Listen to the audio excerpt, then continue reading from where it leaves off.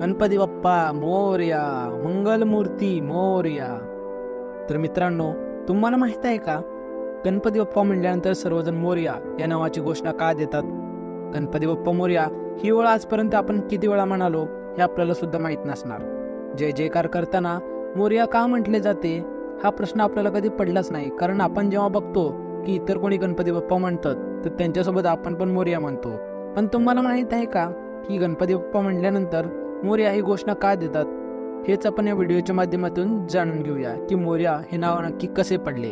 मोरया या प्रश्नाचे उत्तर आहे पुण्यातील औद्योगिक क्रांतीचे शहर म्हणून ओळखले जाणारे पिंपरी चिंचवड शहर. या शहरामध्ये मोरया गोसावींचं मंदिर आहे. 13व्या शतकामध्ये मोरया गोसावी हे हिंदू धर्मातील एक मोठे संत होते. मोरया गोसावी यांनी त्यांच्या भागात गणपतीची भक्ती ही खूप मोठ्या प्रमाणात केली होती. मोरया गोसावी हे नक्की कोणत्या काळात होऊन गेलेत आणि कोणत्या काळात त्यांनी आपले कार्य केलेत याच्याबद्दल अजूनही लोकांमध्ये मतभेद चालू आहेत. इंडोलॉजिस्ट युवराज कृष्ण यांच्या मते मोरया गोसावी हे 13व्या शतकात आणि 14व्या शतकात होऊन गेले, तर RC डेरे यांच्या मते मोरया गोसावी हे 16व्या शतकात होऊन गेले. भारतातील संतांबद्दल लोकांच्या मनामध्ये जसे प्रेम होते तसेच प्रेम मोरया गोसावी यांच्याबद्दल सुद्धा लोकांच्या मनात होते. मोरया गोसावी यांचा जन्म पुण्यापासून 50 किलोमीटर अंतरावरच्या मोरगाव या गावात झाला. त्यांचे वडील वामन भट्ट आणि आई पार्वती हे मोरया गोसावी यांचे आई वडील होते. त्यांचे आई वडील हे मूळचे कर्नाटकचे होते, पण त्यांचे आई वडील तीर्थयात्रेसाठी मोरगावला यायचे आणि ते पुढे इथंच स्थायिक झाले. मोरगाव हे महाराष्ट्रात मयुरेश्वर आणि मोरेश्वर या 2 नावाने सुद्धा प्रसिद्ध आहे. तीर्थयात्रेवरून आल्यानंतर या दाम्पत्याला एक मुलगा झाला आणि त्याचं नाव मोरेश्वर वरून मोरया ठेवलं. मोरया गोसावी यांना लहानपणापासूनच देव, धर्म, भक्ती याबद्दल खूप आवड होती. त्यांनी वैदिक शिक्षण पूर्ण केल्यानंतर गुरु योगीराज सिद्ध यांच्या आदेशानुसार मोरया गोसावी यांनी 42 दिवस थेऊर येथे जाऊन कठोर तपश्चर्या केली. ही तपश्चर्या बघून एके दिवशी मोरया गोसावी यांना थेट गणपतीचे दर्शन झाले. आई वडिलांच्या मृत्यूनंतर मोरया गोसावी हे थेट पिंपरी चिंचवडच्या नदीच्या तीरावर आश्रम बांधून राहू लागले. चिंचवडच्या गणेश मंदिराची कथा अशी सांगितली जाते की नदीमध्ये आंघोळ करत असताना मोरया गोसावी यांना एक गणेश मूर्ती सापडली. त्यांनी त्या मूर्तीचे प्राणप्रतिष्ठा करून मंगलमूर्ती वाडा तयार केला.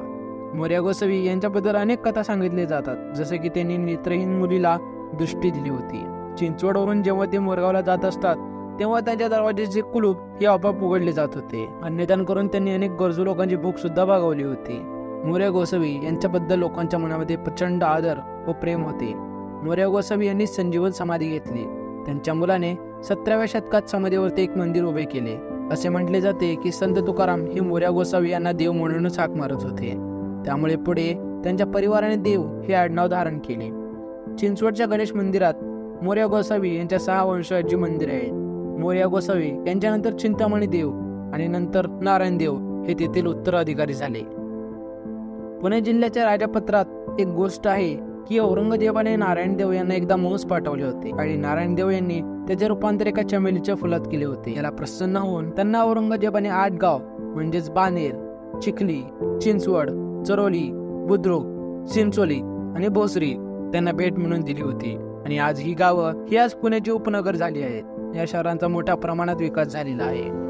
मोरया गोसावी यांची गणपती बाप्पावर अफाट श्रद्धा होती आणि म्हणून गणपती बाप्पा म्हटल्यानंतर मोरया ही घोषणा लोकांमध्ये रूढ झाली. तेव्हापासून सर्वजण गणपती बाप्पा म्हटल्यानंतर मोरया या नावाच्या घोषणा देतात. तर मित्रांनो, ही गोष्ट तुम्हाला कशी वाटली व याबद्दल तुमचे काय मत आहे हे कमेंट करून नक्की सांगा.